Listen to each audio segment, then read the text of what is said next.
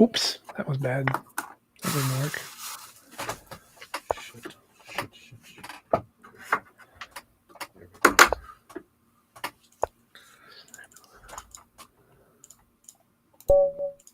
Still not here. No es.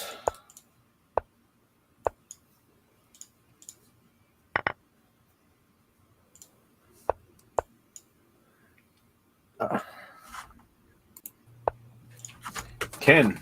Yes, sir. Nice to meet you. Likewise. You can hear me okay? Not too bad. A bit of feedback coming in. Oh, yeah? Let me try my settings. Where did that go?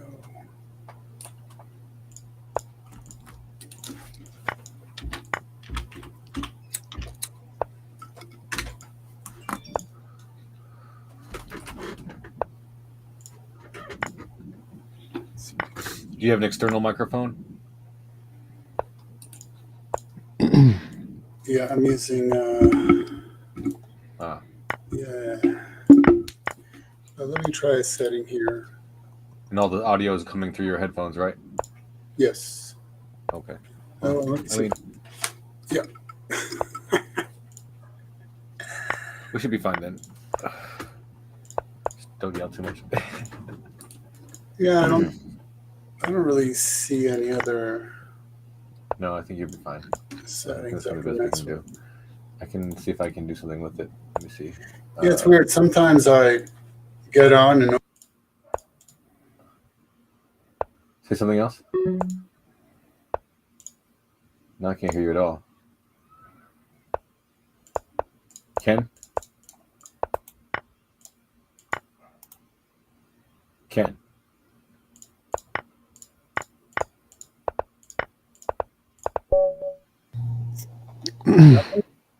Nothing? What'd you do? We can hear you now. There's words. I can hear words. Words.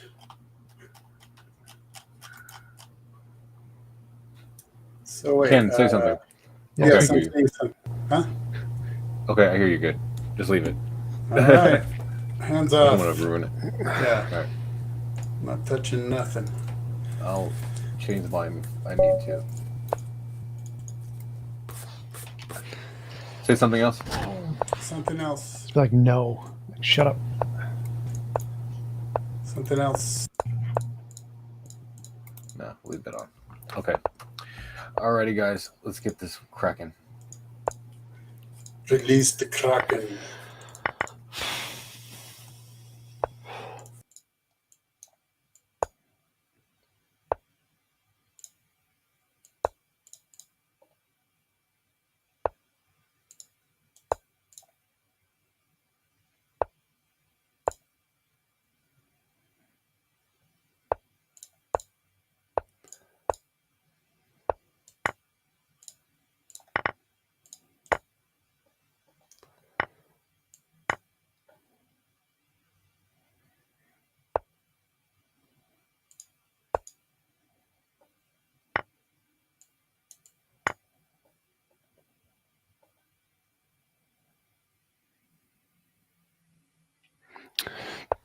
Nothing is happening.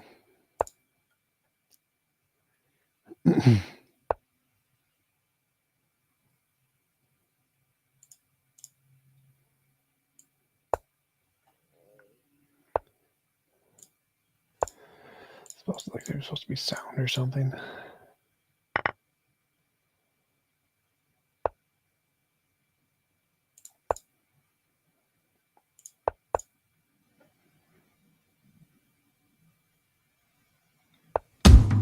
Hey, there we go. Yeah. I'm that guy.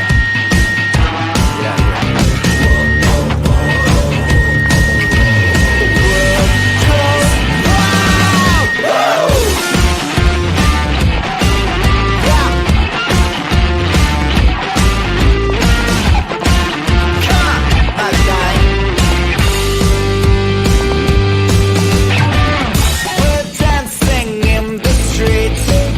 There's nothing left to eat. We're on a winning streak, going out in style.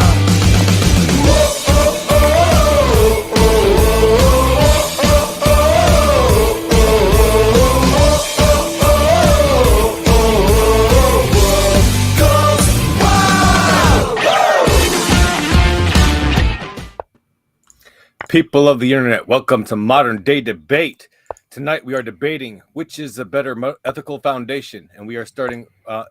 Which is the better ethical foundation, Christianity or atheism? And we are starting right now. So we have TJump crossing swords with Ken Ammi. Each person is going to get 10 minutes for their opening statement, and let me add them to the stream. How you fellas doing tonight? Good. Thank you for having us. Potato. We didn't talk about who was going to go first tonight, actually. So, which one of you wants to go first?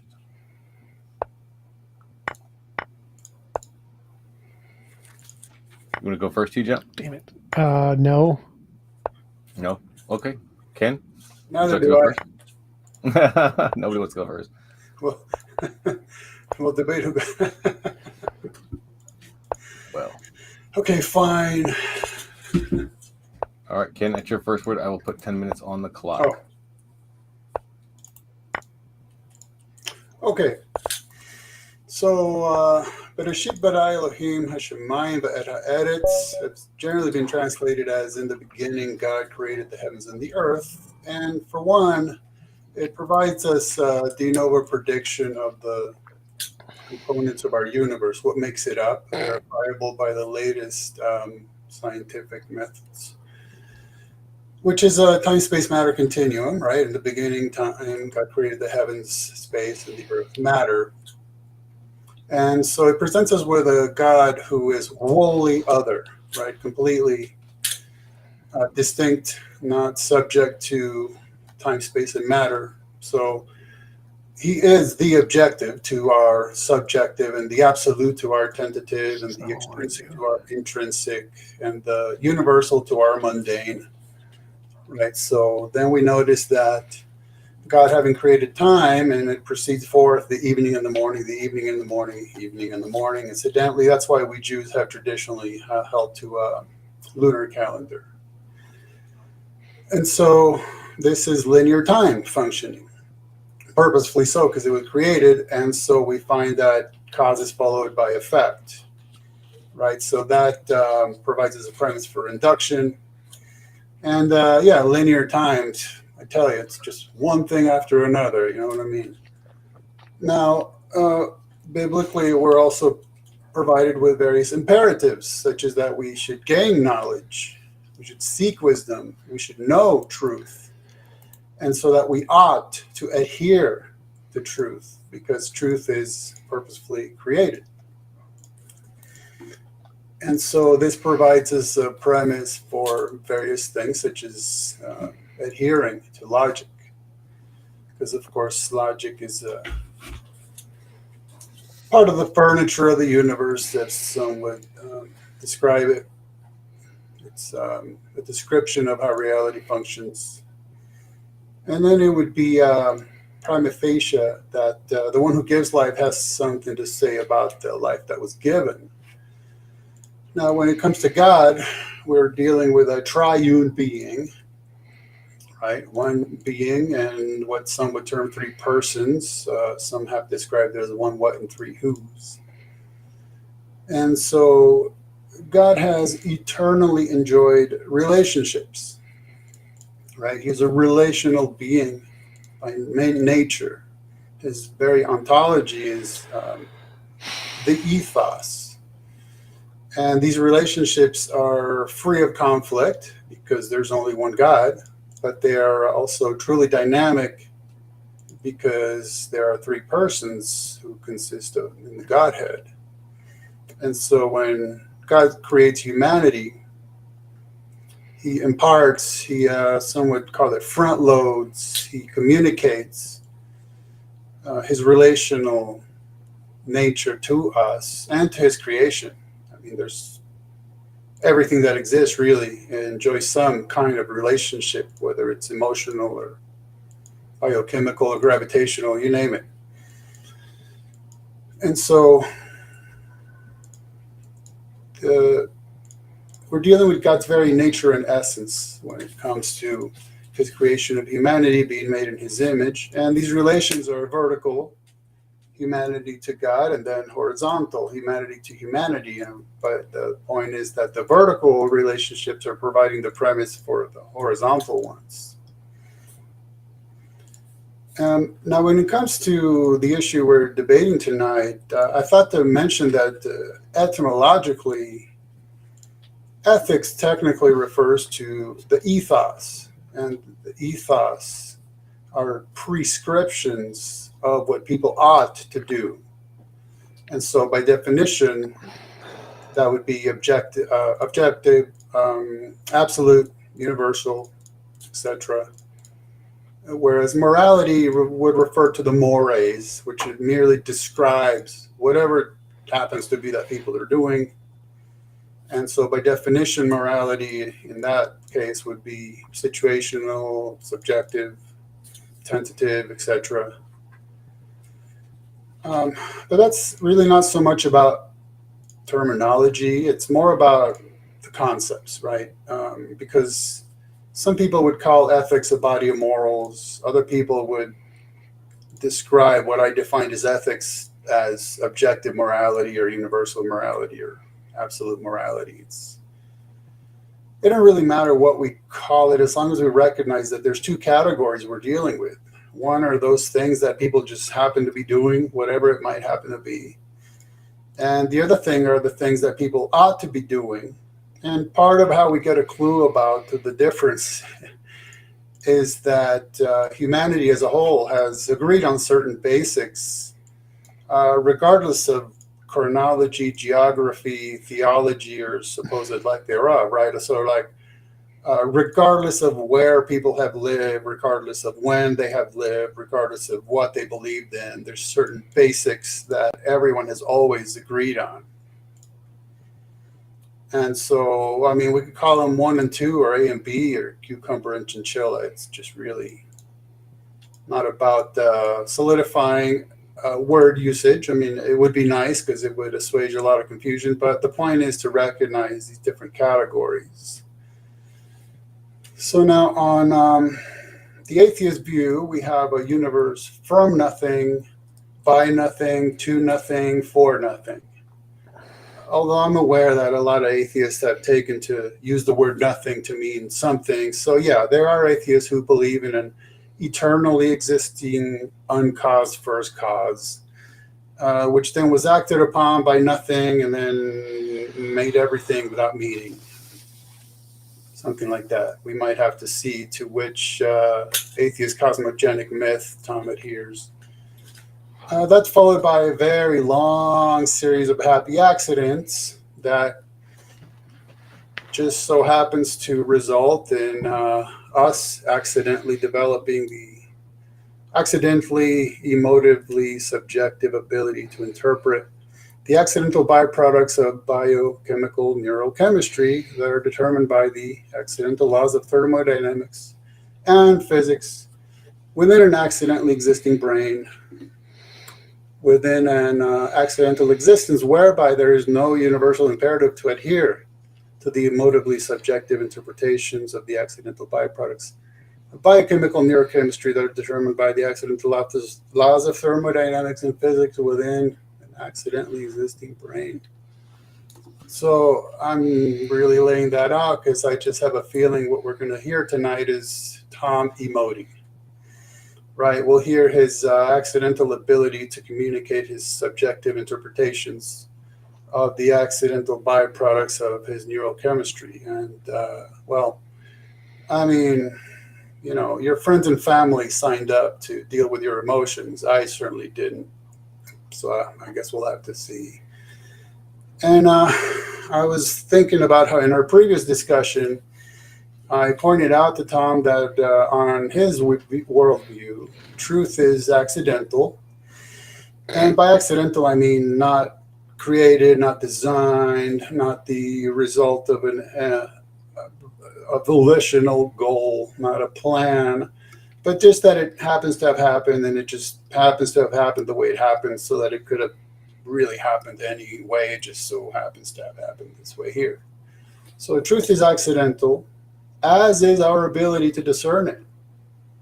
There's no universal imperative to adhere to it, nor to demand that anyone else do so. And Tom had, I'll give him enough credit that he had a moment of clarity and ended up being reduced to admitting that for him, this, whatever he's doing online, is for subjective fun and to make money. And again, I mean, I'm glad you can have some fun. I certainly didn't sign up for giving you any sort of forum to have fun.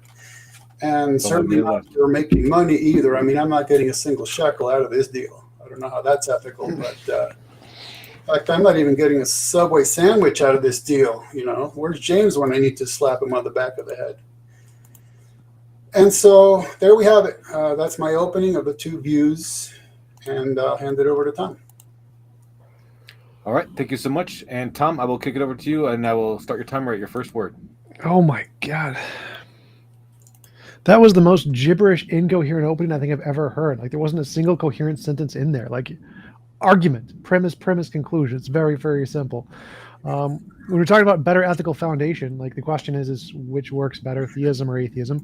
And so you'd have to show that an invisible, all-powerful sky daddy, which we have no evidence for, could somehow qualify as a better basis for an ethical foundation than it being a higher order emergent property or law of physics or just any of the other things we know actually exist in the universe.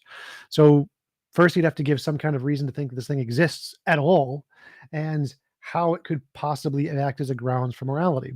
And to do that, you have to start with the evidence of what is the evidence of morality, and then you have to work from the evidence to a hypothesis, use the hypothesis to make a prediction, confirm the prediction, and then that's how you go from evidence to conclusion. He didn't show any of that. He just said a bunch of gibberish. I don't even know what he was even saying in the vast majority of the gibberish he said, but I'm going to need to hear from him how he goes from what is the evidence of morality and how do you go from that evidence and how does it indicate a God, how an invisible magical sky daddy could act as an objective basis for morality. Because I imagine we're talking about objective morality here, not just subjective. And if it was subjective, I mean, evolution would work better anyway, obviously. But so I didn't see anything in his opening that could actually qualify as anything even remotely qualifying as an argument towards the conclusion that theism is a better foundation of ethics. So I got nothing to respond to there.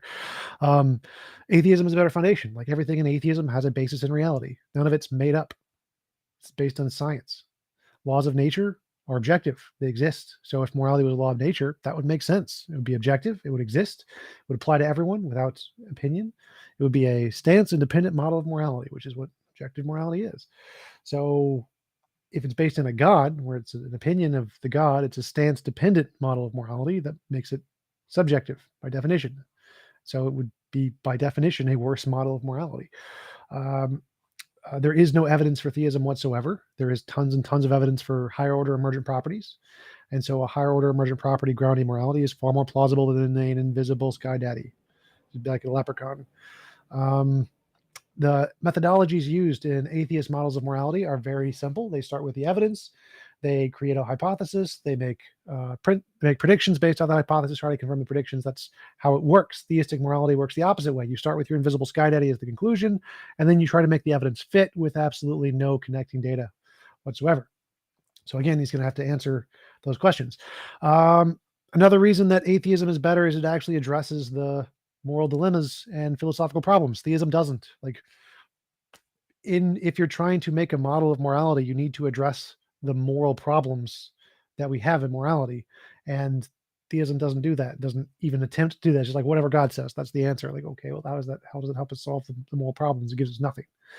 And so until he can actually address the moral paradoxes, like the Euthyphro dilemma, Gödel's or G.E. Moore's open question argument, different variations of the trolley problem, until he can show how God, Sky Daddy, answers those problems, then he's not actually providing a model of morality. In order to provide a model of morality, you have to answer the questions relevant to the field. Just saying, Sky Daddy said so doesn't answer any of the questions. It's exactly like physics. If you want to have a model of a theory of the origin of the universe, you have to answer what is the perturbation density of the energy in space. You can't answer that, then you don't have a model of the origin of the universe. So you have to answer the relevant questions to the field, and theism doesn't, as far as I know, do that. It doesn't answer any of the relevant questions. It doesn't account for moral intuition. It doesn't account for moral progress. It doesn't answer the moral dilemmas, and doesn't answer the philosophical problems that we have in the field, which is what we're trying to do when we create a model of morality. So for those three main reasons, theism is trash. I'll conclude there. All right, thank you so much, TJump, for that opening. And with that, we will go ahead and kick it into the open discussion. But before we do that, I just want to let you know, especially if it's your first time here on Modern Day Debate, that we are a neutral platform hosting debates on science, religion, and politics. And we want you to feel welcome no matter what walk of life you're from. And if you have a question or a comment for one of tonight's debaters, fire into the old live chat and be sure to tag me at Modern Day Debate. Super chats will go to the top of the list. All we ask is that you keep it civil. Attack the argument and not the person, as insults will not be read, and that goes for the general discourse in the live chat as well. Please show our debaters, the moderators, and each other the respect that you guys deserve by not hurling personal attacks and insults. Our guests are linked in the description below, whether you're listening on YouTube or via the podcast. So if you like what you're hearing, please check out the links in the description below. Hit the subscribe button because we have plenty more live debates coming your way, including on the 21st at 7 p.m. we have Daniel Hakikachu is going to be locking horns and crossing swords with, let me pull up the little ad that I have here, Vosh, on, again, September 21st at 7 p.m. So subscribe, like, share, so you can see that debate coming your way. And with that, we will go ahead and kick it to our interlocutors for the open discussion for, I believe we have 45 minutes of open discussion set. So that's your first word, gentlemen. I will start your clock. Yeah, so Ken, can you give me an argument, premise, conclusion of how theism is better? You're muted. Ken, you're muted. You got to unmute yourself, Ken. You know what? I might have it muted. Sorry. There you go. Okay. There you go. I think that you were partly confused there. That was supposed to be an intro. That's what we agreed on, not a rebuttal. I'm happy to do both. Could you give me an argument now? Premise, conclusion? Yeah, so I think you, as a cheap debater's trick, you took advantage. Can we go to the topic? What is the topic? Argument, premise, conclusion. Why do you think theism also better? You are attacking theism. I'm not representing theism. I'm representing Christianity specifically. Oh my God. Christianity is a type of theism, bro. Come on. Philosophy 101. That's a category error. Not that it matters on atheism. What? And then you keep referring to morality. I would urge you to reread the title of this debate. We're debating ethics. Ethics and morality are synonyms in philosophy, bro. Catch up on your basic philosophy. Yes, but it was weird. Just a couple minutes ago, I drew a distinction and I said it's important that we consider the two different categories of phenomena. Well, I don't care what you've made up in your head. I care about what's actually academically true in the field of philosophy. So I care. They win, you lose. But still waiting. So, can you give me an argument, premise, conclusion, why theism, which atheism or Christianity is a form of theism, there is a God. That's what theism means, a God. Why that would be better? Give me an argument, premise, conclusion. Well, I'm going to take a page from the TJump manner of argument. or rather debate, and tell you that I don't need to provide a syllogism. That's virtually a quotation from yourself. It's just an argument. I can translate it into a syllogism. Give me the argument. Stop wasting time. Like you've had like 5 minutes and said nothing. So you should refer back to my introduction where I explained what you're pretending I didn't explain. I just literally finished explaining Okay, well, that. explain it. Make it an argument. Make it concise, like a sentence or two. This is the reason. Go. So you're incapable of comprehending something unless it's spoon-fed to you in I'm incapable of comprehending gibberish when it's gibberish. So try to make it not gibberish. Correct. Still So waiting. that's, Still waiting for an argument. Like, oh my God, I've given an argument. It was very, very clear. Where is yours? Okay, so I'm not sure that this game you're playing is going to be very useful. You really need I'm to. asking you for a reason to believe the title of your side of the debate. That's the game I'm playing. Stop wasting time. So- Answer the topic of the debate. I did in my introduction. I'll refer you back to it. If you need to Your wait introduction until was gibberish. Explain it again. that's a mere assertion, not that it matters on atheism. That's gibberish. Explain it again. So I'm just going to re-explain what I already explained, since Which is literally what I've been asking for the entire time. Stop wasting time. Answer the damn question. Okay, we gotta stop talking over each other, guys. Okay. No, I'm going to continue to talk over him until he answers the goddamn question. I'm just going to fucking bail because he needs to answer the fucking question. Here we go. With the emotive outbursts. because Holy you're shit. incapable. Answer the question, kid. Boy. What is your argument? Okay. So, I think since we have God creating the universe and all that it contains, therefore he has some say in what occurs within it. And being an eternally relational being, he puts some of that relationship ethos within us. And that's what basically forms the basic for the ethics, is that we ought to not just subjectively feel like it, but based on a personal preference. We ought to be ethical. And ethical refers to even what you do in private, in the dark, under a blanket in your basement, where nobody else would know about it. I mean, this is ethics. Okay, how does this give you a better grounds of ethics than atheism? Because 1,001 atheists have assured me that atheism has absolutely nothing to do with except with one opinion, and that's whether God exists or not. Now you are proving that it's a worldview, and you're saying that it's applicable to ethics. How does theism provide a better foundation for ethics than atheism? Okay, so that would be the second part of my introduction. I mean, that was just a few minutes ago, Tom. I'm kind of shocked that Stop wasting time. Answer the question. Okay. Because on atheism presents us no universal imperative whatsoever, but pure subjectivism. Therefore, anybody can do anything. For example, not answering your questions if I don't feel like it. And on atheism, there would be literally nothing wrong with that. So you're stepping beyond the bounds of your worldview. And that's probably why you're getting so emotional. So are you saying that you have no backing for what you're saying? It's just a bottomless pit of assertions. So are you saying that because theism posits a bunch of made up bullshit and atheism does not posit made up bullshit, that makes it better? Is that what you're saying? I would first urge you to mind your manners, because that's not very ethical. But no, of course, I No, it's wouldn't perfectly even ethical. imagine saying any such a thing. That's what it sounded like you said. You sounded like you said atheism as a worldview doesn't offer a basis of objective morality. Theism makes up a basis of morality, therefore theism is better. That sounds like what you said. I'm not arguing theism. That's Christianity is a form of theism. Google it. I don't need to Google what I know. Stop wasting time. Focus on the topic. Is your argument that theism makes shit up therefore it's better than a model that doesn't I make already shit up. asked you to mind your manners. You're not being don't ethical. care. Matters on atheism. Tom, and we I really got to already- stop talking I over each don't other, care. or I'm going to have What to mute everybody. is Come the on. argument? So, Tom, you're literally incoherent at this Don't point. tell me You're what to do emotive, ever. Don't ever tell me what to do. It's which not is an all option. that atheism leads you to do. That's precisely it right then and What there. is your argument? Is your What it argument theism makes Alright. shit up, therefore it's better? All right, hold on, guys. Just a second. Hold on. I'm going to help this out for a second. I think what he is saying is that theism provides universal imperatives. That is what makes it better.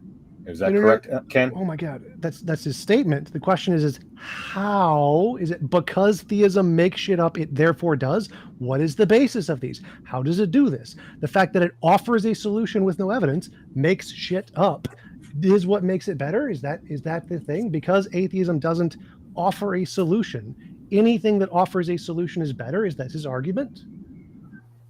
Okay, so I think maybe we need to take a step back.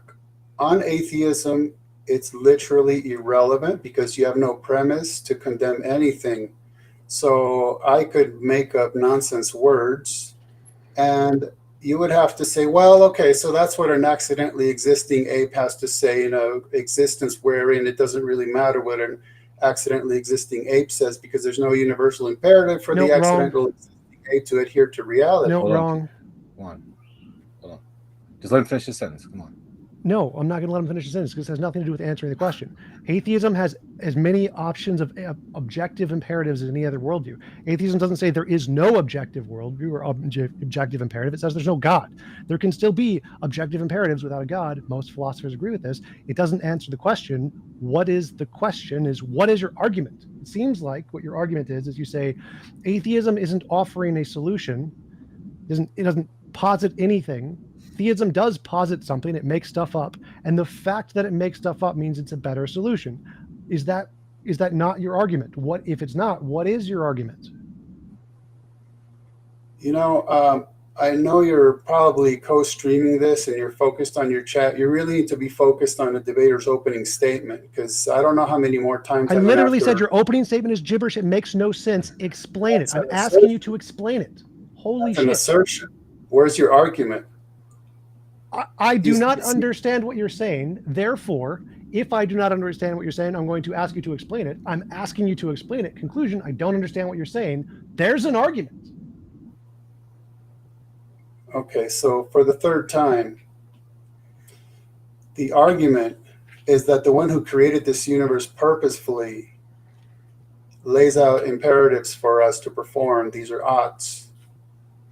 And that's where ethics come from. They're things that we ought to do and How not. is that better than atheism?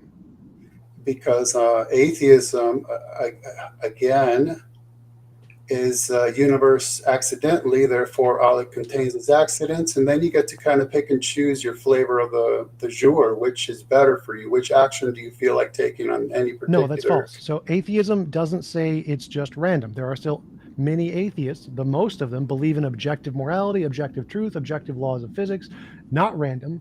So you can still have all of those things, all objectivity, normativity without God. What survey is this? Can you cite it? Google it. Google it as your citation. That's kind of a big realm. Idiot, you dumbass. Phil Survey's paper 2022, academic, peer-reviewed, published journal. It says academic philosophers, majority are atheists, majority believe in objective morality, objective meaning and purpose. Dumbass. What is, how, explain. Again, you need to explain your argument. You made this So I claim. think what you're saying is that all imams are Muslim, therefore Islam's true. Something like that. No, what I'm saying is that atheists have models of objective morality and meaning and purpose without God, and you're saying they don't. And so you need to explain how their models of objective morality, meaning, and purpose are That's not what I'm worse. saying at all. What? No, that's not what I'm saying That's at all. literally, you said that atheism doesn't provide objective, all of this stuff. Right. See, you just committed another category error. Not that it matters on atheism. You see, What? I'm talking about. You just committed another category error. Not that it matters on atheism. What is the category error? the one I was just about to explain when you interrupted me? Okay, what is the category error? So I'm talking about atheism. You're talking about atheists, right? So I'm talking about the worldview, the concept, the idea. You're talking about individuals who can somehow accidentally manage to communicate whatever they want. Atheists can say whatever they want. They can claim whatever they want. And if you know anything about modeling, whether it's cosmological or ethical or anything, anybody can model anything. A model is a model. So yes, there are individual atheists who have accidented the ability to communicate whatever they want. No. Stop. So atheism just means you don't believe in a God. There are many models of the world that don't have a God, that do have meaning and purpose. It's not random. There's no randomness. No one thinks it's randomness. So we do have all of that: intentionality, meaning, purpose, no God. It's an atheist model. Atheism isn't just there is no God and says literally nothing else. You can have a model that says many things and has no God, and it's an atheist model. So again, you're wrong when you make these assertions that, oh, atheism just means there's none of this stuff. No, we can have all of that stuff with no God, and it's equally or better supported than a God-based model until you provide some kind of evidence or argument why theism would be a better explanation for this stuff, which you haven't done. You've just said theism makes an ass-bent assertion that we have this meaning and purpose because God created us, therefore it's better. How? Well, you're clearly mischaracterizing the statement, but I can understand why you need to do that, because if not, answer the question. Stop talking about my psychology. Answer the question. Provide evidence. We're just going to hear you emoting subjectively all evening, and that's you're exactly the one emoting. You're not answering the question. Go to the topic, because all you're doing is emoting about my emoting and not answering the topic. I'm the one sticking on the topic. You're saying nothing. That's just a cheap atheist tactic, and obviously that you're not answering the question. Anybody who listens to this will know that you're just literally parroting the latest atheist talking point du jour. The talking point of you aren't literally answering the question of the debate, and I am. So here, let me. I'll show you how to do it. Atheism provides a better ethical foundation than theism because it's grounded in reality. All of the factors of atheism have support in empirical research. The fact that morality can be grounded in a law of physics or an emergent property, both of those things have empirical support. There is no empirical support for an invisible sky daddy, therefore atheism is better. Atheism answers the questions about moral philosophy. It answers the questions of the moral dilemmas. It answers the questions of the trolley problem. It answers questions of moral intuition and moral progress and corresponds to the pieces of evidence. How does any of your sky daddy stuff do any of that? So I'm not sure how you're asserting that some adherence to reality is, quote, better, close quote, than the Christian model. Those are mere assertions, of course. I mean, wait, say that again. That sounds like an argument. I know that you want to pretend that there's some objective scale there, but on atheism, reality is accidental. Say that again. I didn't understand you. That so what universal imperative is there to adhere to an accident? We would go back. What was the very first sentence you said?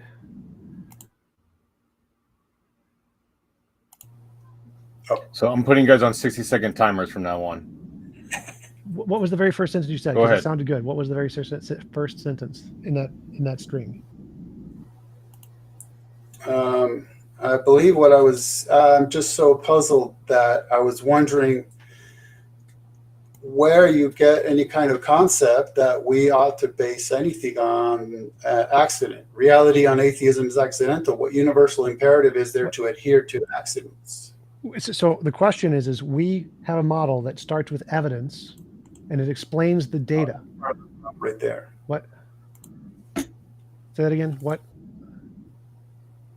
Yes. So I'm not sure why. Get rid of the 60-second bullshit. I'm not going to tolerate this. Thus saith Tom. Ken, you said something and I didn't hear it. What did you say before?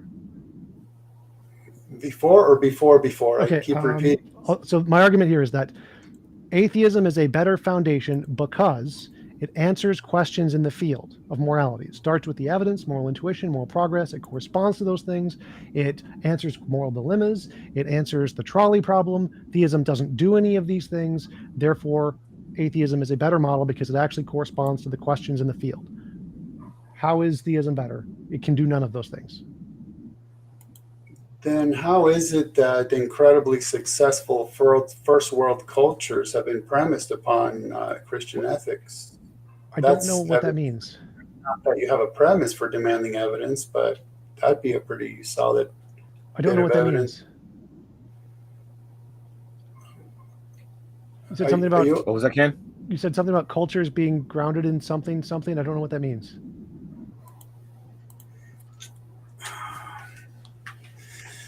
Well, I was just wondering how then it is that the incredibly successful first world cultures have been premised upon Christian ethics. I don't know what that means. That's not a coherent sentence. Thus saith Tom, or what? Yes, Tom is the expert here when he's trying to understand your sentence, and he doesn't understand your sentence. He's like, I don't understand that sentence. What does that mean? Okay, culture denotes citizenry, a group of people who live together in community. Premise, like a foundation or an axiom. So first world, meaning what most people would consider to be the better form of life, with comforts and luxuries and health and all that stuff. So upon Christian, and that would be the view I laid out in my opening, ethics, which I defined at the outset. I still have no idea what any of that means or how it relates to the question. So again, what I said was atheism is better because it answers questions in the field. And you said something about cultures are grounded in Christianity or something? The way it relates is you merely asserted that Christianity has nothing to say on any of those subjects, and I just proved to you that the evidence disproves your assertion. Wait, what? Okay. So how does Christianity solve G.E. Moore's open question argument? You would have to define what that is. G.E. Moore's open question, a specific question. I'll Google it for you. It's G.E. Moore open question argument. Is equating the property of goodness with some non-moral property X, whether natural, pleasure, or supernatural, etc. So what makes something good? Good is what? Well, again, on the Christian ethic, good has a vertical axis and a horizontal one. And so preferably they both meet so that we're pleasing God and our neighbor and our enemy. We're appealing to our relationship with God and each other. So what is good ultimately would be that which proceeds forth from God's relational nature, so that we have a relationship with him and it's not damaged by relationships with others. And we have relationships with others that hopefully won't be damaged by our relationship with God, such as my relationship with you is damaged because you're so enraged that I believe in God. I'm enraged that you were saying gibberish and not answering the question. Like, how does that answer G.E. Moore's open question argument? Your assertion. You see, you need to understand, just because you declare something doesn't mean it is so. So you can keep making a bottomless pit of assertions all night, saying gibberish, gibberish, gibberish. Tom doesn't understand. Tom doesn't understand. That sounds like a personal problem. Well, in a debate, you're trying to make a coherent argument, and I don't understand, and nobody in the audience understands. So I'm trying to get you to make an argument that we can understand. Hold the entire audience, and that's your result. Yep. Okay. Well, on atheism, there's no universal imperative for any such thing. Yes, there is. Because thus saith Tom, or no, there are many models that are atheist models that have universal imperatives. Like, okay, we already went over this, so you're just going in circles at this point. You make a claim that atheism has no universal imperatives, but there are many models of atheism that do have universal imperatives. Therefore, you're wrong. That's just how it works. So we already went over this. One of the implications of atheism is that there are no universal imperatives. Wait. Why? Why do you think that? Later on, atheists, individuals, somehow. Why do you think atheism, by definition, has no imperatives? Subjective interpretations of their neurochemistry and claim that there are. Why do you think? So those are two different categories. Why do you think atheism, by definition, can't have universal imperatives? Okay, I'll tell you that again because I started the debate with that statement. I explained that to you already. Okay, explain it again. Go ahead. Explain it again. Because by definition on atheism, the entire universe and all it contains is accidental and there are no Wait. Which definition of atheism has any of that? None of them do. Zero of them say that. Okay, so then on your atheistic view, the universe was purposefully created. There are many different models of atheism, and many of them have them being purposefully created by like a force of nature. Yes, they're determined. They're not random. Okay, so you're just kicking the problem back one step. I don't see how that solves anything. No, there's no infinite regress there. It's an infinite digression, and an infinite regression, both. Because you're saying this isn't an accident because a law caused it, and that law is accidental, and the one before that. No, it's necessary. It's not accidental. Necessary beings. They think that there is a force which is a necessary thing that's always existed, and it's not accidental. Okay, so now we're getting somewhere. You'll remember in my introduction, I referred to this, the atheists who believe in an eternally existing uncaused first cause. I agree with that. I just, you happen to think it's not personal, and I do. Right. So there's, Tom's God right there. This eternally uncaused. If it's not personal, it's not a God. Well... Do you think there is such a thing as an impersonal God that gods can't be personal? Can it be a God if it's not personal? I think on the atheist cosmology, whatever. In your worldview, can there be a God that exists as a God that is not personal? Can that be a thing? No. Okay, so I don't believe in a God. But that's a category error, not that it matters on atheism. You asked me about... How is that a category error?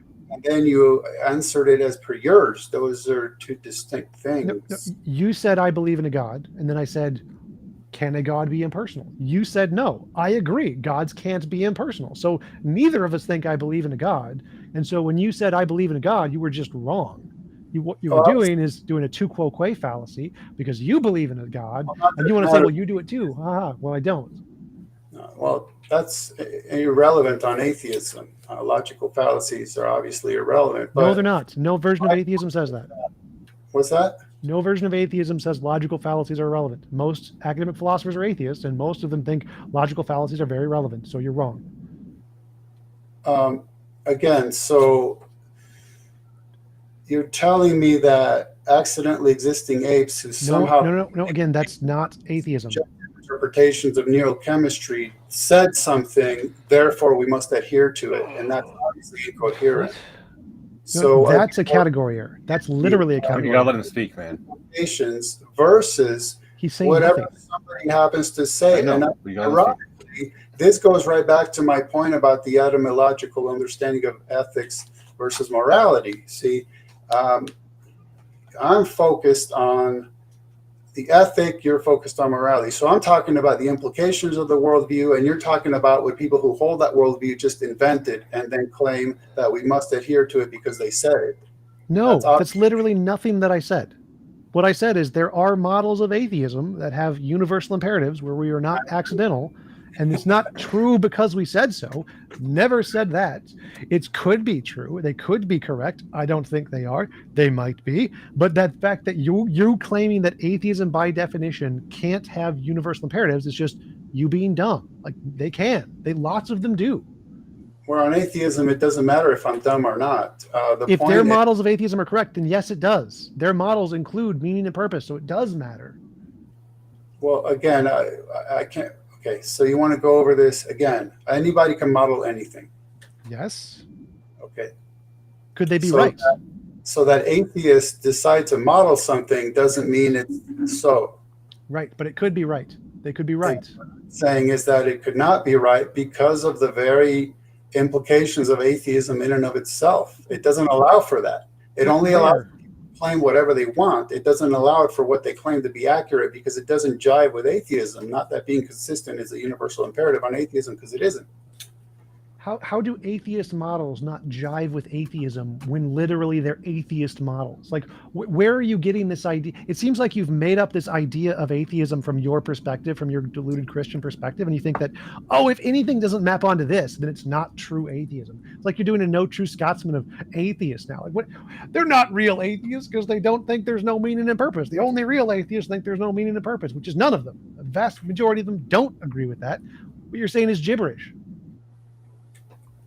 Well, for one, on atheism, there's nothing wrong with being delusional. Yes, there is. No true Scotsman fallacy is itself a fallacy. I mean, you have this gift of saturating succinct statements with so many assertions and fallacies, it's hard to keep up. So the point was that when your premise is that the universe just happens to have happened and happens to have happened the way it happened, then there's not a part of atheism. Nowhere in atheism does it say that. So atheism, and now, I mean, we're definitely into reification fallacy territory, but whatever. How is that a reification fallacy? Because atheism doesn't say anything. So I'm talking about the implications of that worldview, which is that the universe was not created, was not designed. What is a reification fallacy? Let's go with that one. Volitional goal or plan. What? And so because we know it happened, it must have happened to just happen the way it happened. Nothing you're saying is relevant right now. What is a reification fallacy? Well, like you've been saying, atheism says this, and it doesn't. What is the definition of a reification fallacy? It doesn't say anything because it's not a being. It's not volitional. What is the definition of a reification fallacy? You accused me of using a reification fallacy. Tell me what a reification fallacy is, and tell me where in my argument I did that. That's what I'm doing, and I could finish if you stopped interrupting me. Okay, what is the definition of a reification fallacy? Go. Okay, so when you say that atheism says... Don't tell me what I said. Tell me what the definition, what the dictionary says, the definition of a reification fallacy is. Don't tell me what I say. Start with that. Dictionary? I'm not aware of a singular dictionary. Are you referring to a specific one? Stanford Encyclopedia of Philosophy would be great. I don't care. Any published academic definition of a reification fallacy, go. Okay. Let's see here. Stanford. What was that? Stanford? Google's fine. Reification fallacy. Just Google reification fallacy. Give me a definition. While he's looking that up, I want to let you know, folks, if you have a question or comment for one of tonight's debaters, fire it into the old live chat and tag me at Modern Day Debate. Super chats will go to the top of the list. Attack the argument and not the person. And if you like what you're hearing from one of tonight's debaters, their links are in the description below. So be sure to check those out. How's that search going? It's fine. I don't know what's wrong with his computer. What? Well, I know the definition. You don't. That's the problem. Oh, let's see here. I'm kind of, obviously we're wasting time because there's nothing wrong with logical fallacies on atheism. But again, I already said that's wrong. Like, there are many models of atheism that say, yes, logical fallacies are wrong. Every atheist philosopher thinks they're wrong. So that's just you strawman in atheism because you think it's a no true Scotsman. You're just using a no true Scotsman fallacy. You're wrong. Problem solved. A no true Scotsman fallacy is a fallacy. And I already explained to you, I'm talking about the implication of atheism. You're talking to me about I've explained to you you're wrong about. So stop strawmanning atheism. You're wrong about atheism. Okay, we're done on that topic. You've lost. Tell me what a reification fallacy is. Reification, also as concretism, hypostantiation, or the fallacy of misplaced concreteness. Yes. Is a fallacy of ambiguity. When an abstract belief or a hypothetical construct is treated as if it were a concrete, real event or physical entity, which is exactly what I was explaining to you before you decided to interrupt me to ask me to explain it to you. Which abstract entity am I treating as concrete? This has to be a joke. Atheism. What? How is that an abstract entity, and how am I treating it as concrete? Like, what? I'm shocked how many different times I have to explain the same thing to you. You're telling me what atheism says or doesn't say, and I'm pointing out to you atheism doesn't say or doesn't say anything. It's not a being. It doesn't make statements. Right, which means it doesn't exclude objective meaning and purpose, and I forget what the word you used, intentionality or something. It doesn't exclude those things. You can have those things in atheism because it doesn't exclude them. You keep saying it does, it excludes them. You can't keep any of that under atheism. You're wrong, and you were wrong about a reification fallacy because nothing I said was abstract and nothing I said I treated as concrete. So the point being, when atheists assert that there are these absolute universal imperatives on atheism, they have to abandon the implications of atheism to construct a model that results in that, right? If atheism doesn't say anything, then it doesn't have any implications. Well, that's a category error, not that it matters on atheism. How is that a category error? What is a Google category error for me? Do that. So it gets you to stop using that wrong word. Yeah, I think I'm done jumping through your little quaint hoops. I've already explained multiple times that one of the implications of atheism is an existence that's accidental, and therefore there's no universal imperatives to adhere to any part of it. But then atheists somehow are accidented into the position where they're capable of making assertions, and they do so. And then we're expected to be impressed by their imitation ivory towers, from which they tell us that there are these things that we ought to do. And what I'm saying is that's a house of cards with no house and no cards. I've already disproved you. I've debunked you on this so many times. Like, pay attention. Academic philosophers are atheists, have atheist models that have objective imperatives. Most academic professional philosophers are moral realists who think there are objective oughts, objective imperatives, no God, objective imperatives. You've been proven wrong on this. If this is what your argument is, you've lost. Okay, again, so you are asserting that I've been proven wrong because you're appealing to the explications of accidental phenomena by accidentally existing apes, and subjectively interpreting accidental biochemical reactions within their accidentally existing brains. No, I'm appealing to academic professional philosophers who know what atheism is. You don't. You don't know what atheism is. They are professional academic philosophers with PhDs in the field. Because they're professional accidentally existing apes, then we should take them seriously. There are no accidentally existing apes. You're wrong. Stop muting me.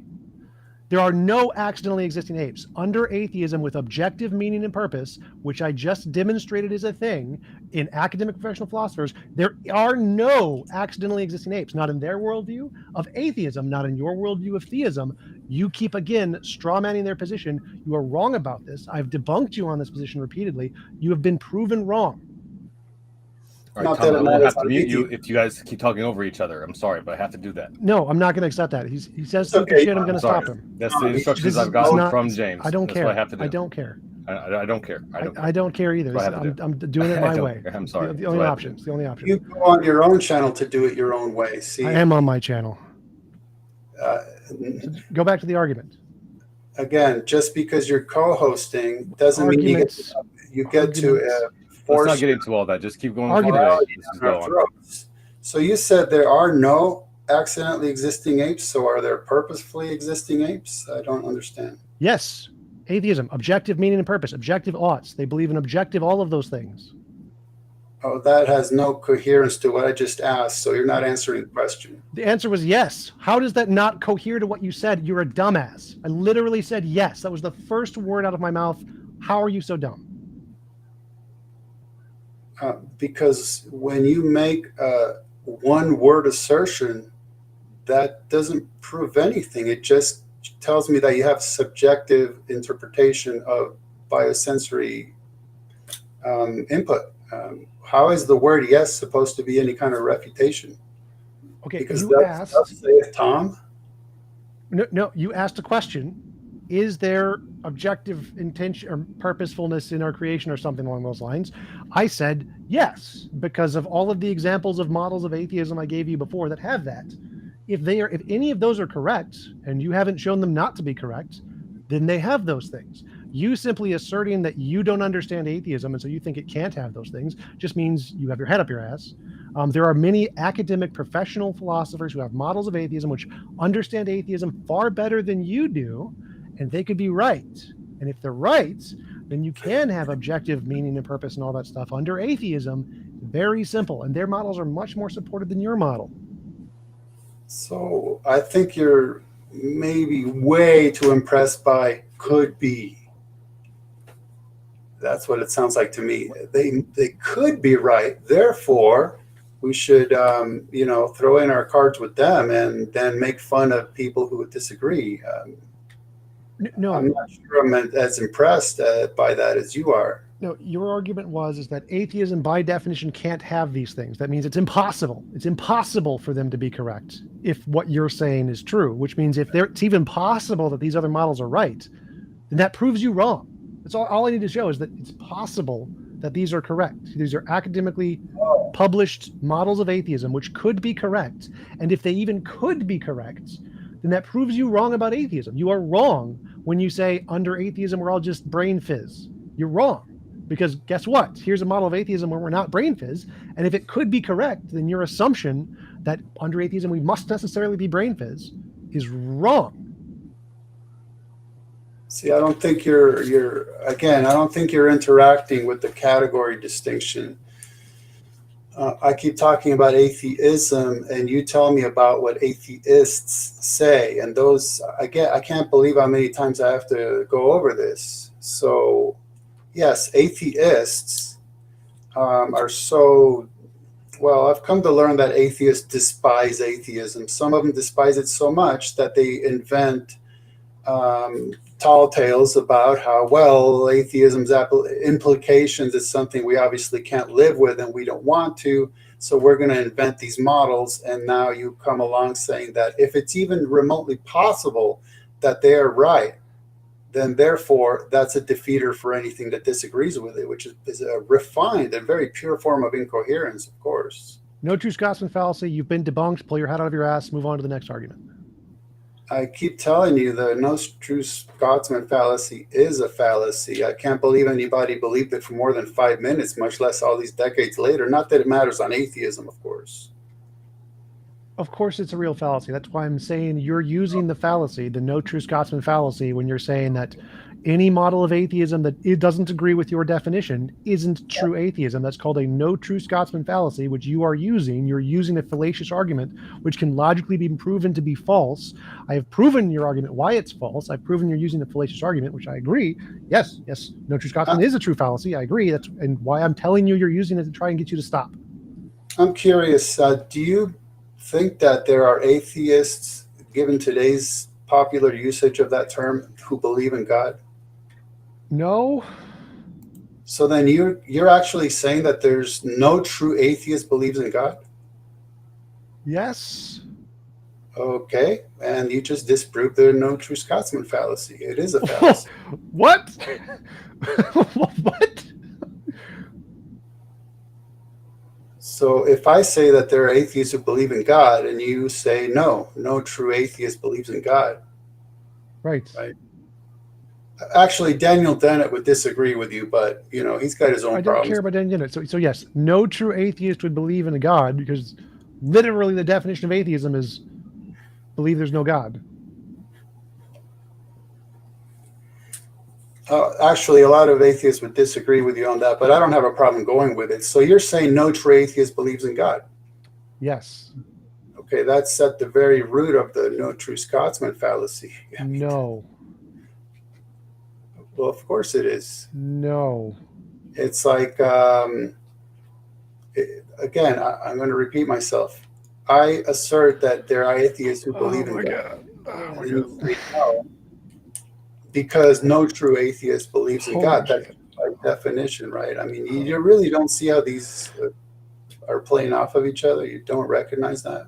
Are people born in Africa? Are they true Scotsmans?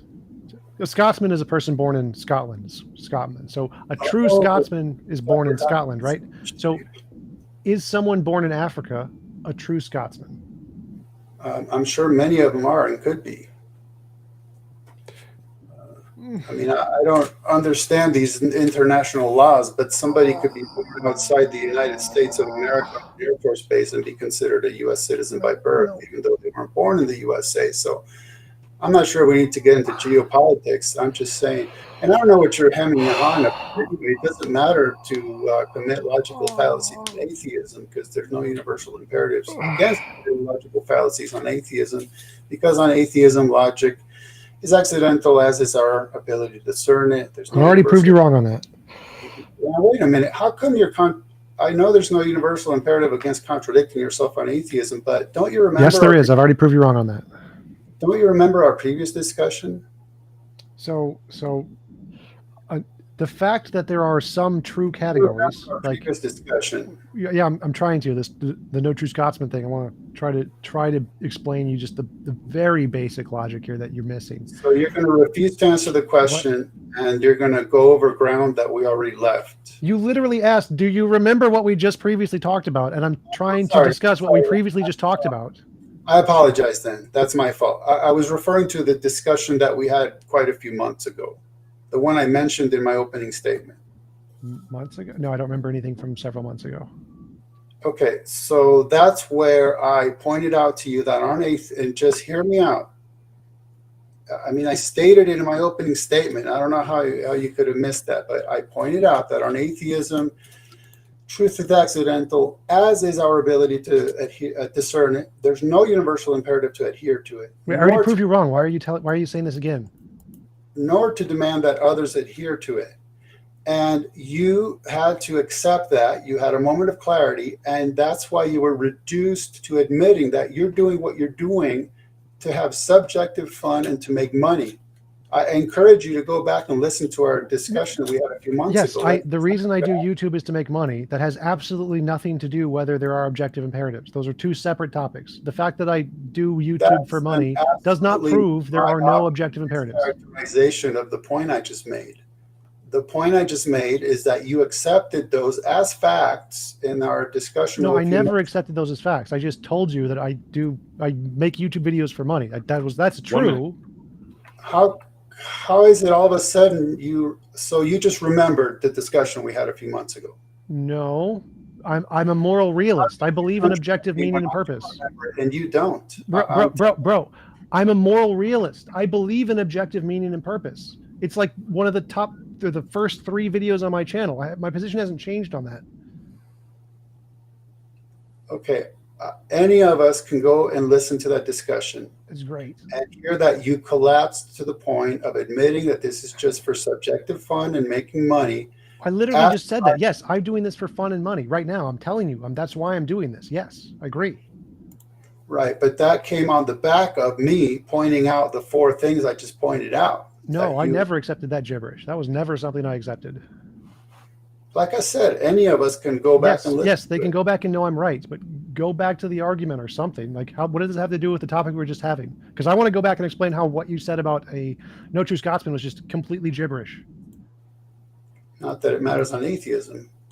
It does. I've already proved you wrong on that. You keep saying things that I've debunked. That's time for our open discussion. That's fine. All right. So, the alarm set over here too. Aha, we had 2 seconds left. All right, so let's go ahead and kick it into the question and answer. But remind you folks that if you have a question or comment for one of tonight's debaters, fire into the old live chat. Super chats will get priority. Attack the argument and not the person. And with that, we will go ahead and ask our first question. For $1.99 from Cameron Hall, they ask, Can God ever commit an immoral action? No, by definition. Well, okay, hold on. Because now we're getting into the fuzzy terminology. God cannot commit unethical actions. By definition, he is the source of the ethos.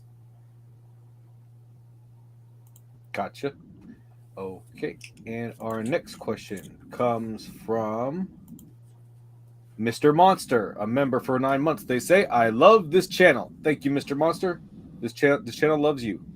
And Mr. Monster also sent a $10 super chat. They say, what do you mean by accidentally existing ape? As an atheist, I believe life is inevitable through chemical reactions and not an accident.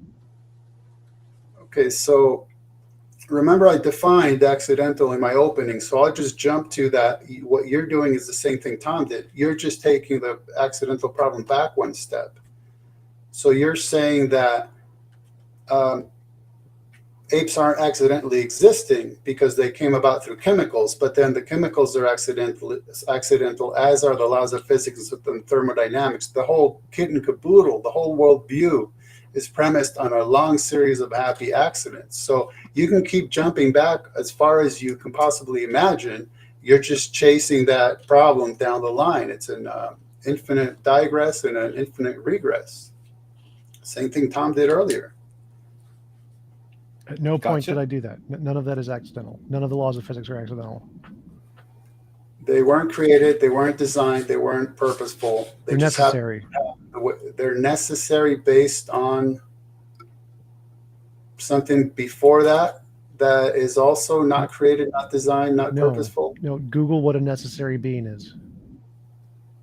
I don't know why you're advertising for Google so much, but I understand. Because you're ignorant, and so I don't want to explain it to you. Existing uncause first cause. I do get that.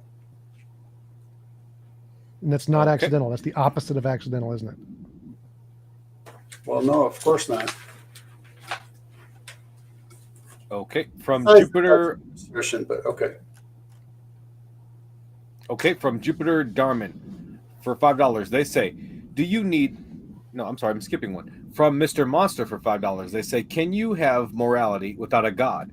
I would say yes. I have compassion for all life and still be an atheist. Why do we need God for morality? Great question. So, by definition, no, of course not. Since morality is whatever it just so happens that people are doing, then yeah, you have morality without God, of course, because anything that people do would be categorized as moral, as per the etymological definition I provided in my opening, which is a reference to the mores that merely describes. But note how it's interesting that you couldn't bring yourself to say that we ought. You just said, I have. So again, it's pure subjectivism. Okay, you have that as a subjective personal preference du jour. That's all it is. Gotcha. From Jupiter Darman for $5, they say, do you need some higher power to tell you it's wrong to cheat on your wife? If you can't reach that moral without someone telling you, that's a better system. If you can reach that moral without someone telling you, that's a better system. So this, with all due regard and discretion, I would say is what's known as a half thought, right? Because there's something, if you subjectively choose to think it's wrong to cheat on your wife, something is telling you that. It might be yourself, it might be your parents, it might be a grandparent, it might be somebody, it might be something, but there will always be something or someone that tells it to you. So why is God disqualified from being the one that tells it to you? I really don't get it. But on atheism, it doesn't matter what an accidentally existing ape does to betray the trust of another accidentally existing ape, of course. It's just irrelevant. It's not a non-issue. Gotcha. And from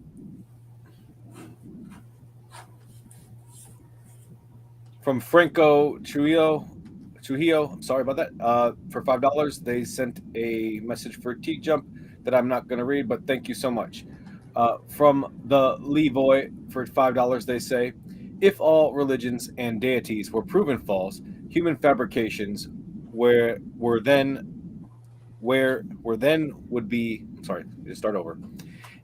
If all religions and deities were proven false, human fabrications would be you be getting. Where then? Where then would be you be getting, or would be? Oh my God! I get what they're asking. Getting. I get. I'm gonna go to the next one. And I'll read this one next. Okay, from Coffee Mom for $1.99. I'm sorry. No, I'm not even reading the question, and I get what they're asking. You get what they're asking? Yeah. So bottom line is that on atheism, you could very easily categorize theism, extremely broad term, but whatever, as a Darwinian survival mechanism. And so, in fact, I don't understand why atheists take it upon themselves to purposefully attempt to damage somebody's ability to survive.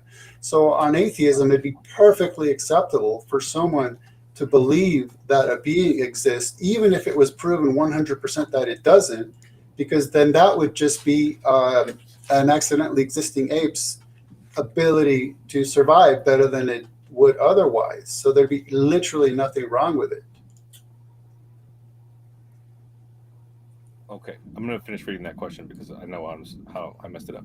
Where then would you be getting, or where would you have gotten your morality from? So, you finish answering that? You're good? Well, it's a little tricky again because I'm not really sure if they mean morality as mores or morality as ethos. That's kind of one of the problems that trying to be precise causes. But I mean, I suppose if no God actually existed, then we're in the situation atheism is in, and claiming that morality, I guess, is something that evolved, meaning it just happens to have happened, and it happens to have happened the way it happened, and it happened by accident, and we can subjectively choose to adhere to it or not. And so, you can kind of play the pick and choose game. As to what you want to adhere. This is why I titled one of my books From Zeitgeist to Poltergeist, because I remembered so well Richard Dawkins going on and on about the moral zeitgeist, and I kept wondering, well, what makes you think that it's unidirectional? What about if it turns into a poltergeist? And so, because atheists will generally claim that morality evolved, well, that means it stopped. Really, they should be claiming that it's evolving, and that causes another problem, so that they can't complain about anything in the past because that was moral back then. They sort of really can't even complain about anything today because for all they know, what's moral today is becoming immoral tomorrow. What is moral today, vice versa. So it's ever changing, and good luck trying to figure out what's what at any given time. All right, thank you so much. Sorry about that, Levoy. Something about that phrasing just brain hacked me into a brain fart. Anyways, Coffee Mom for $1.99, they say, what is the ethical foundation for Christianity? Well, that's what I explained in the opening, and then about 4 different times since Tom kept asking about it. The ethical foundation is God's ontology. His very nature and essence is eternally relational. It is free of conflict and truly dynamic. And so that is part of what theologians would call a communicable attribute of God. So when he creates us, he front loads, as it were, his ethical nature in us, and then it's administered by our conscience. So that was the right at the outset, and then numerous times that would be the explanation to that. All right, thank you so much. And from Franco Trujillo for $5, they say, is it objectively immoral that both debaters are wearing wired earbuds? It can't be immoral because we're doing it. So you're merely describing that. That's what we're doing.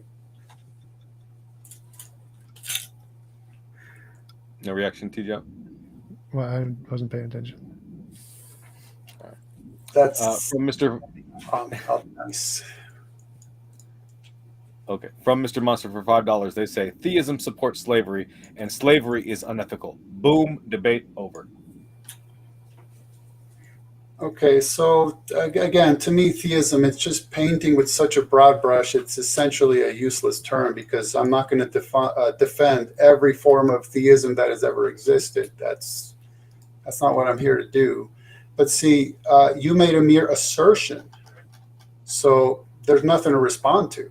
You would have to explain to me how it is that some essentially hairless apes enslaving other essentially hairless apes says there's anything wrong with it whatsoever within an existence wherein there is nothing wrong with essentially hairless apes to enslave other essentially hairless apes. So that's just a jump to a conclusion. You're beginning with a conclusion, and that's incoherent. Not that it matters on atheism. It's just a mere assertion.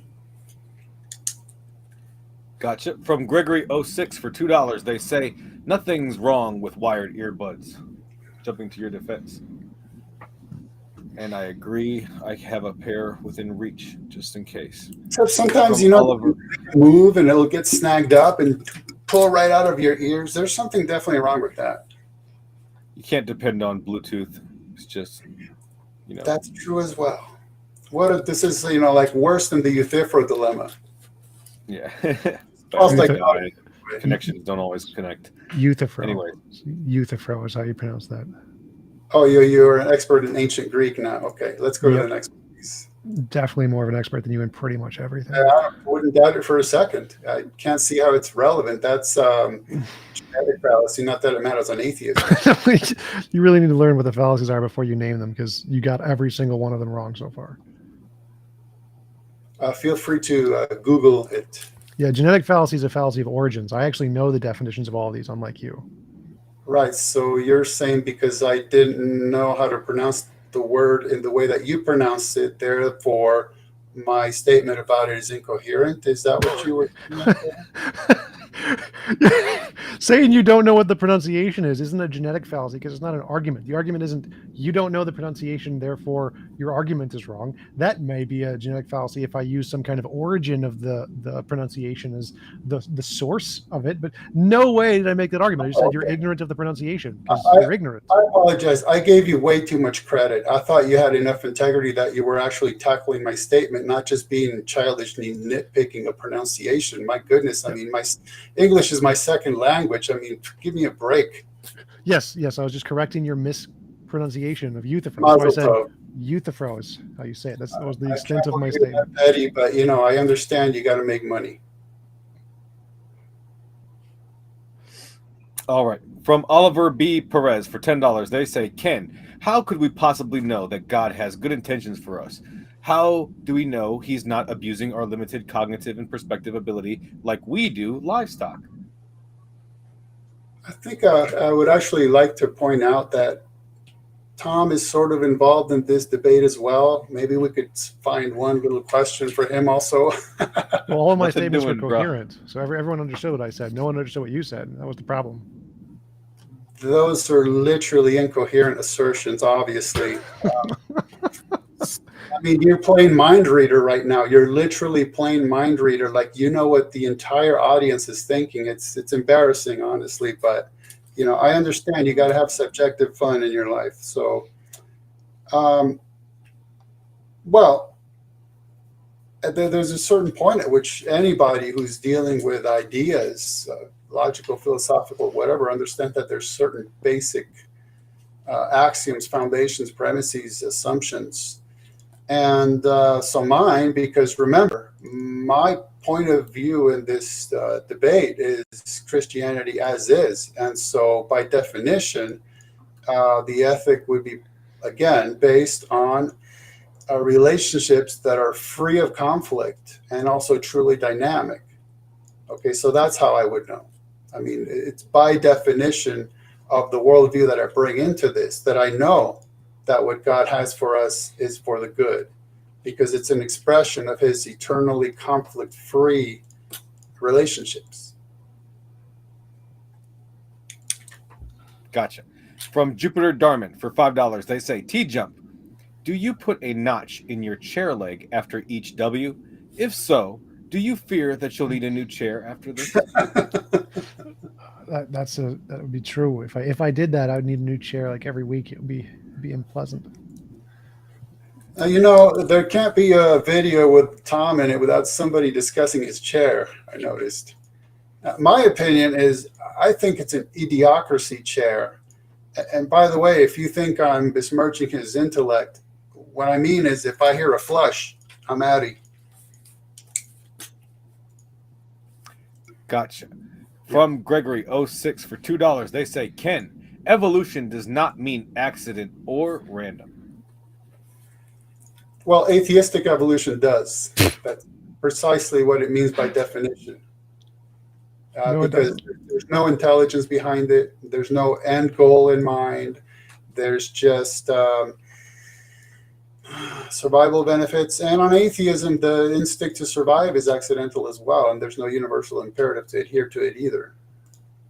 So evolution, I mean, of course, we'd have to define the term, but contextually, we'd be talking about atheistic evolution, which is stuff just happening to have happened and happening in a way that it happens all by itself, or by accidental stuff happening to it from previously existing accidental stuff. It's accidental stuff all the way down. Gotcha. From Ken doesn't know what Alyosha atheism for is. 10 Woohoo.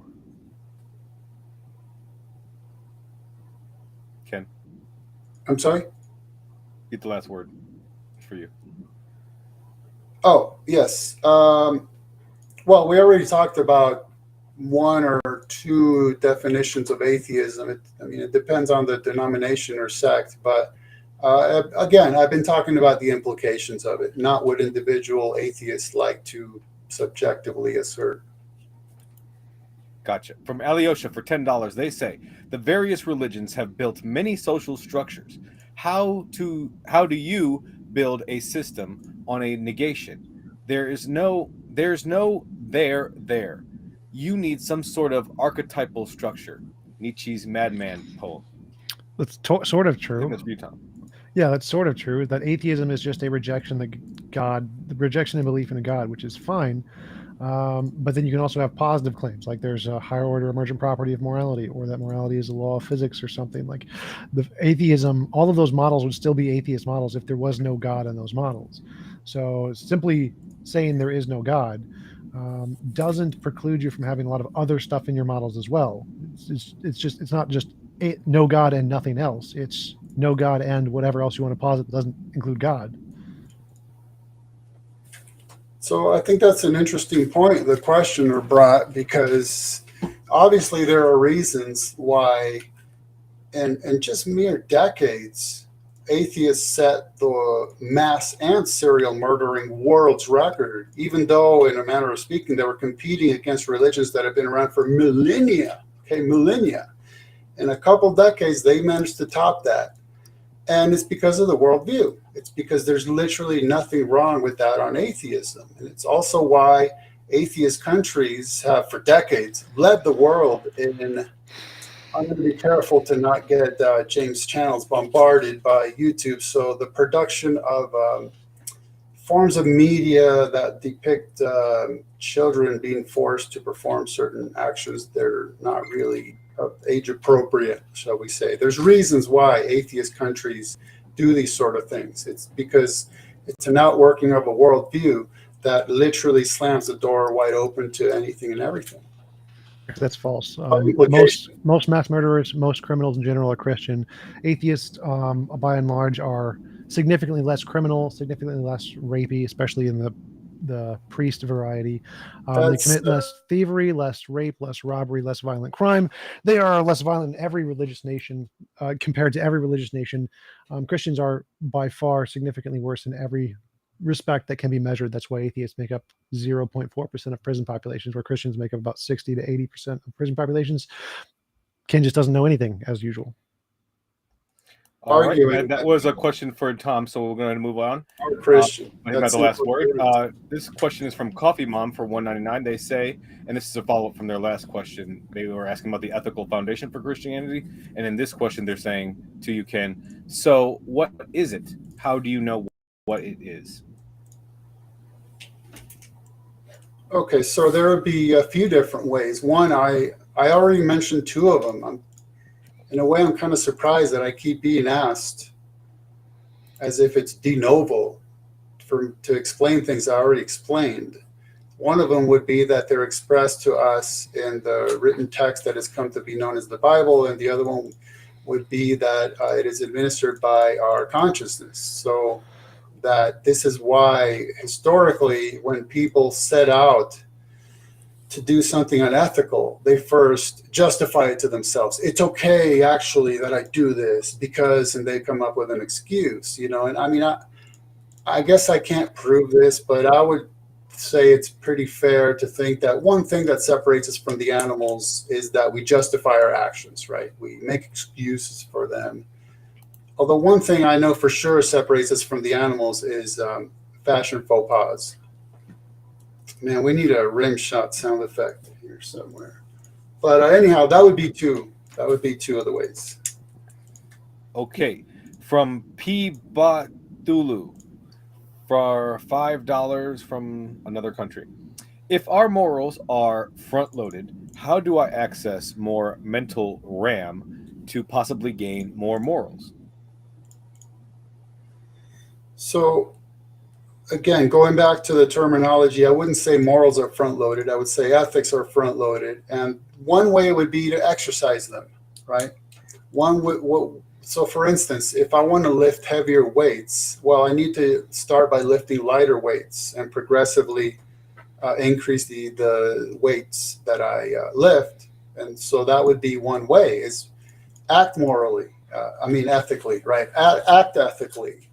Don't get on the World Wide Web and begin by becoming incoherent, emotive, and spewing filth out of your mouth during what's supposed to be an intellectual debate, right? Practice ethics, even when, again, you're alone with the lights out in the basement under a blanket. When you're driving down the road and you know you could be a jerk to somebody because you'll just hit the gas and be on your way. Practice small acts of kindness. You know what I mean? So be obedient to this, your conscience when it's leading you and guiding you towards, hey, you know what, this is actually wrong. Hey, you know what, you should really do this, even though it might put you at risk. It would help somebody.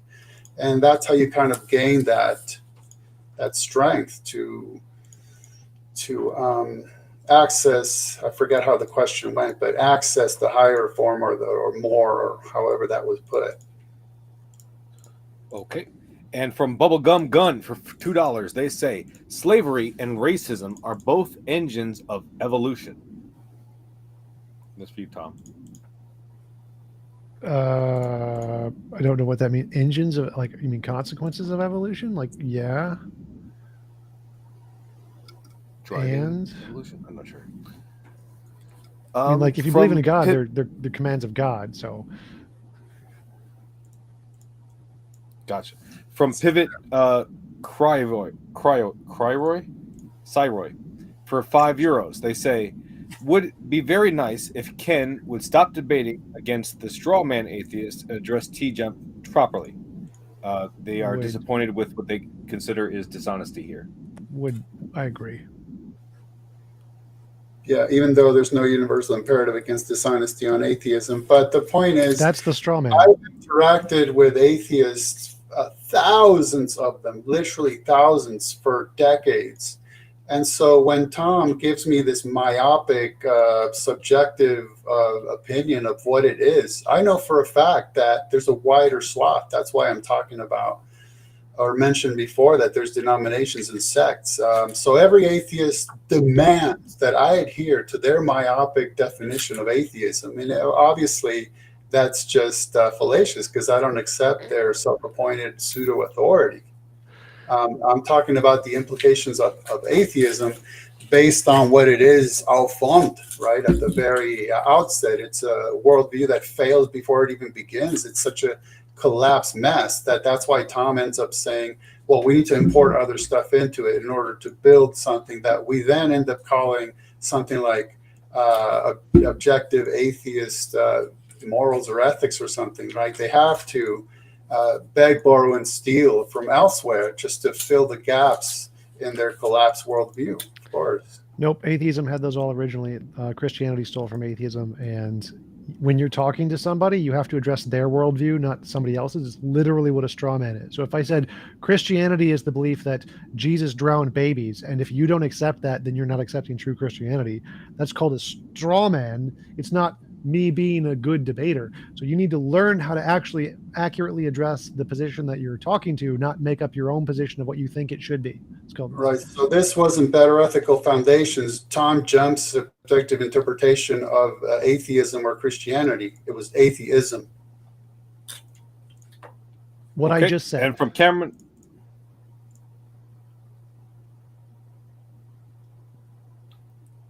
Okay.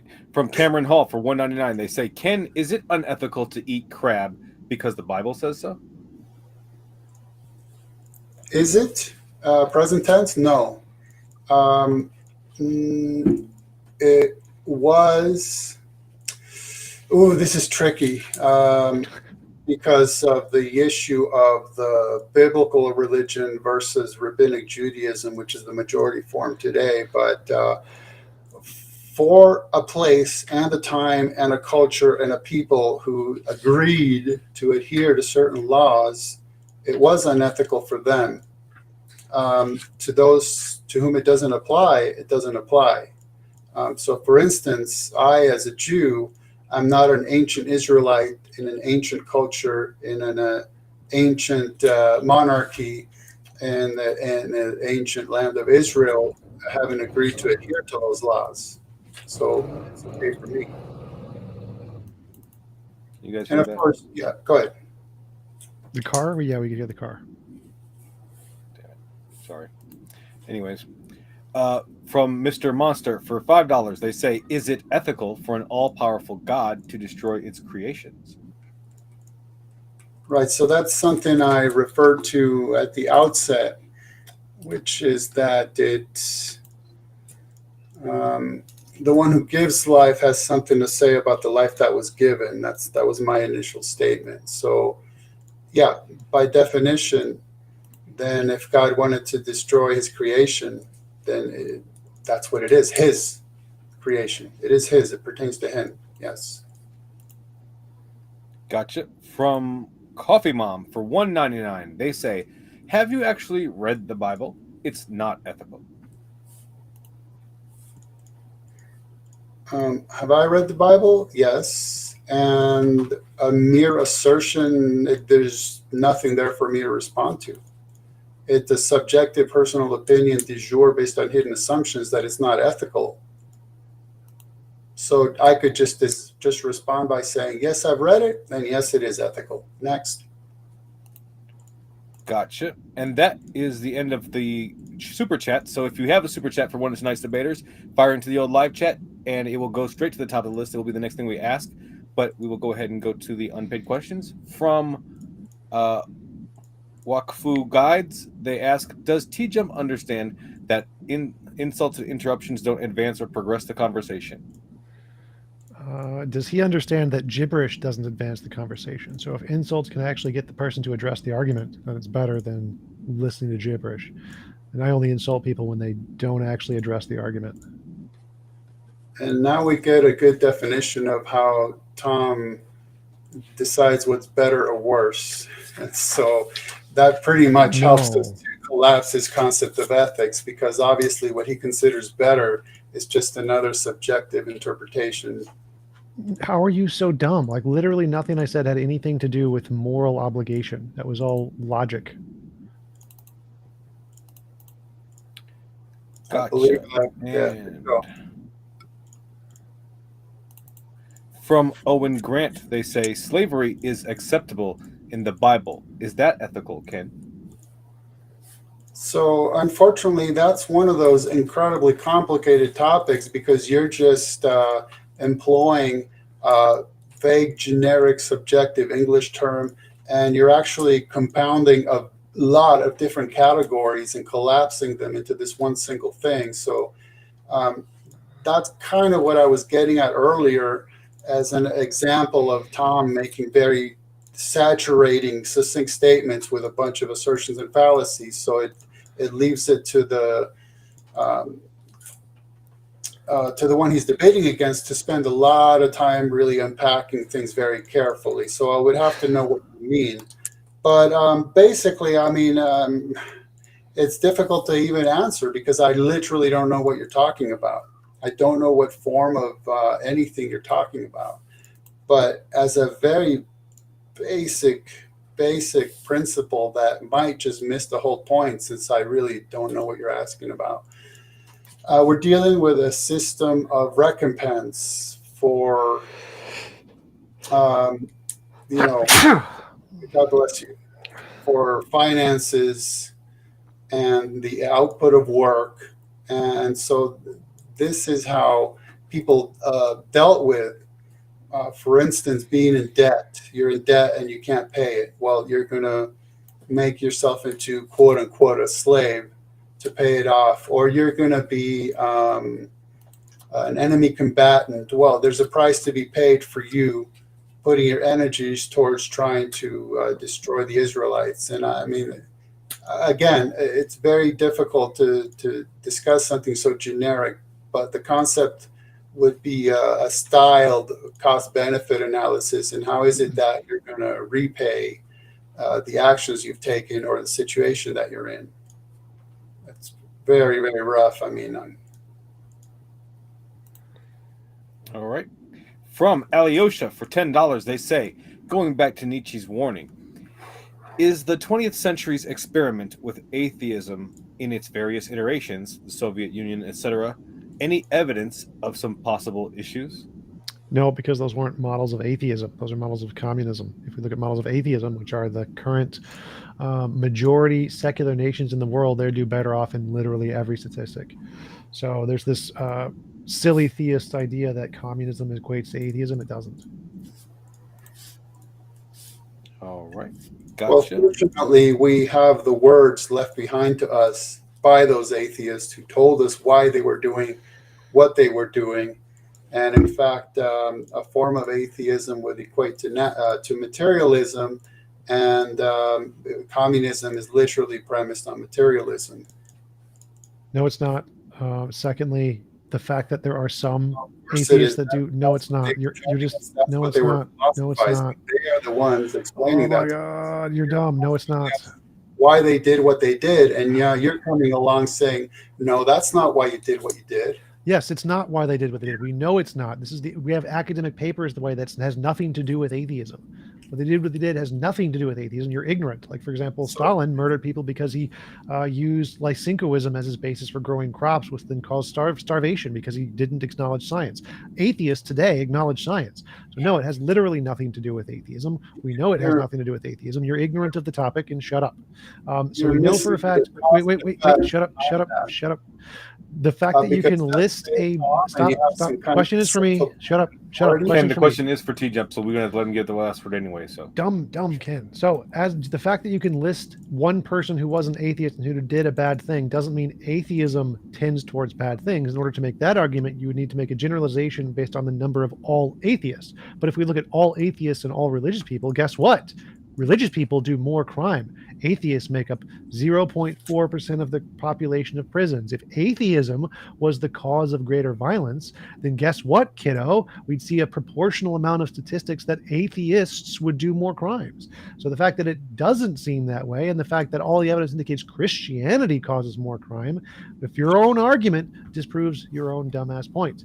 Atheism has nothing to do with communism, and equating the two is asinine. all right, and the last super chat of the night from the Crawdaddy029. Well, actually, they'll be the second to last one. From Ken. They say to Ken, would you be my slave by the rules in Exodus 21? I would have to read that entire chapter to really answer you, but no, I don't owe you anything, so I'm fine. Thank you very much. All right. And the last one from Dustin Robbins for $10. They say, Ken, do you think the innate disposition of matter / being to organize itself into ever more complex forms, even ever developing conscious ones, could provide an objective, godless ethical basis? Well, the problem is you're begging way too much. I mean, you're asking if an eternal uncaused first cause piece of matter that's not personal, or a literal nothingness can accidentally become something else. I mean, it's too wide a scope. There's too many begs of the question along the way. I don't see how that's coherent. Just to again postulate an extremely long bottomless pit of assertions to then end up in, hey, now we have a model and we're going to demand that people adhere to it because it's possibly possible. That's probably could be maybe. All right. And that is the end of our super chats and the end of our questions. So before we go, I just want to thank the moderators in the chat. Thank you to James in the audience and for creating this platform. Thank you to everybody in the audience, everyone who sent in super chats and elevated the conversation. Thank you to the debaters, TJump and Ken. You guys are the lifeblood of the show. So to everybody who is in the audience, like it if you loved it, share it if you want to spread it, and subscribe as we have many more debates coming your way, including on the 21st, Vosh versus Daniel Akikachu at 7 p.m. Is porn bad? So like and subscribe so you will check that out when it comes out.